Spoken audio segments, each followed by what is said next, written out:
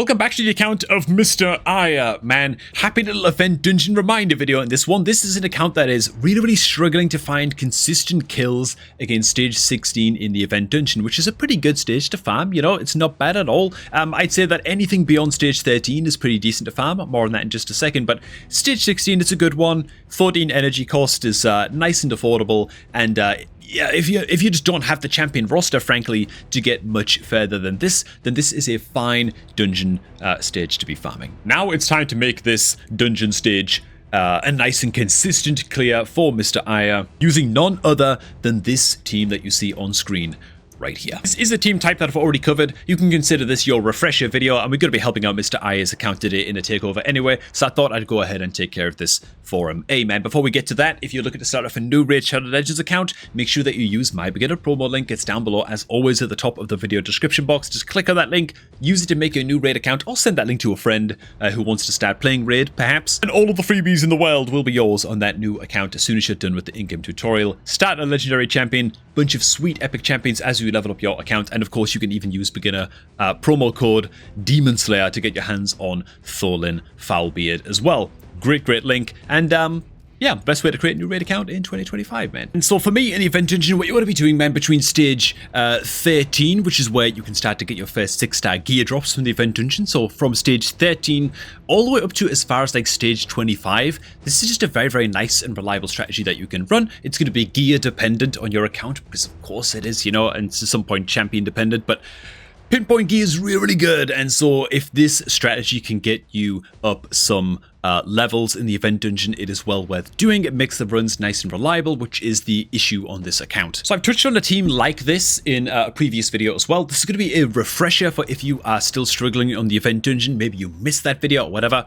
You're going to be helping out the team on this account, man. So the entire idea of a team like this is to have 4 champions on the team whose job it is to just kill the wave of enemies as quickly as possible, so that you're just against the boss and you're just 1v1ing against the boss. Then everybody else on the team can die. Doesn't matter at that point, and you can have one champion on the team. Ideally, Poisoner can work fine, an HP burner can work just fine as well.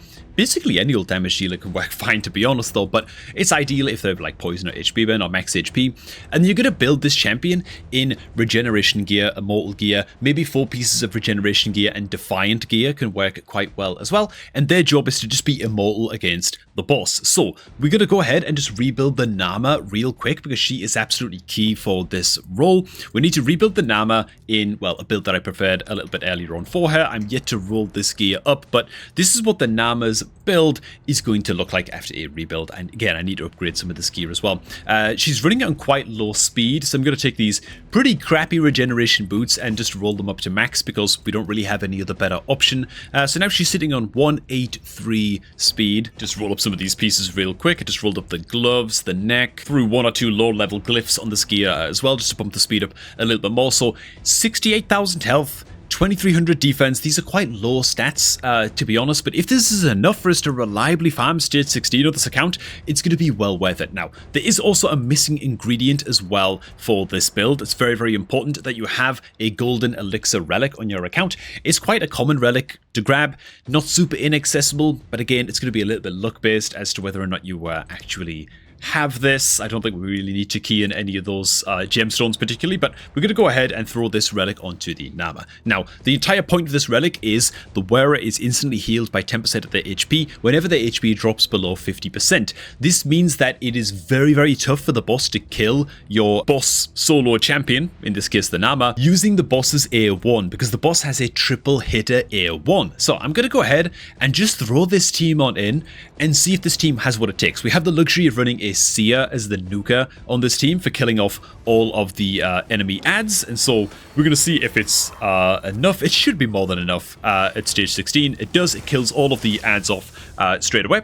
I'll give some recommendations for other nukers you can use as well once we're done with this. Now we just need the entire team to die as quickly as possible.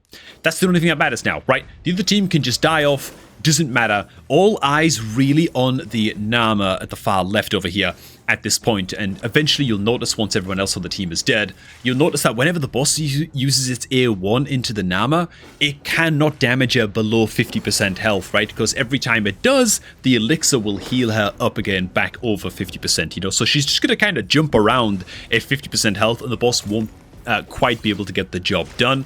The only way this run can fail is if that big hit comes in, the big AoE boss hit comes in and blasts the Nama down to like 20% health or something, you know.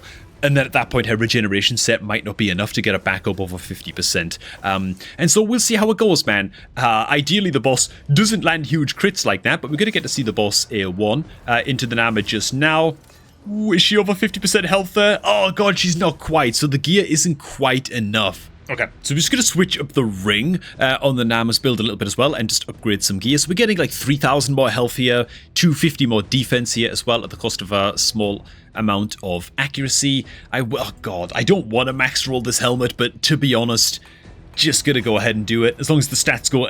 God damn, dude. They could have went anywhere but the two middle stats, like absolutely worst possible rolls that we could hope for. And given that we don't use Nama anywhere else in the game either as well, I just did check in with the account owner and just check that we are actually good to go ahead and reset masteries so they look a bit something like this. Bam! And now with these masteries instead, the Nama's going to be a hell of a lot more survivable, get more healing from our regeneration gear and all of that. We would also like to pick up the Elixir of Life mastery as well, but we just don't quite have the scrolls for that. That's an extra 3,000 health right there, which just means more healing from the regeneration gear. And so this is where the final stats are going to land on the Nama. Let's see how this does now. And by the way, this is exactly the same thing that I did as well with my masteries on my Mithrala. Like, I've completely specialized my Mithrala to be the solo champion in this dungeon. Oh, bloody hell. Of course the nerd survives. Frankly, it doesn't actually matter that much if the Aircoth survives. In fact, it's kind of a good thing because the boss constantly has up a taunt buff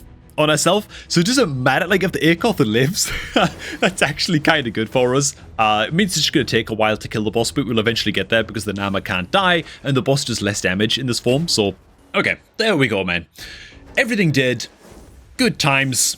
Let's just let our entire team die now, and now let's see if the Nama has the stats to solo this thing. So, as you can see, whenever the boss uses the A1 and it looks like she might drop below 50% health, it's fine. Her health just bounces back up again to over 50%, and that's because of the Elixir Relic. And as long as the boss doesn't smack her down, okay, to like an unhealable...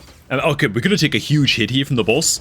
As long as we heal back up though to just over 50%, it doesn't matter. So every time the boss uses its big old smack, I think it's the boss's A2, that's the only time we can actually die during the run. But as long as we can heal back over 50% health like we did just now, we can't die against the boss. And that's it. That's the team. That's how you do the run, right?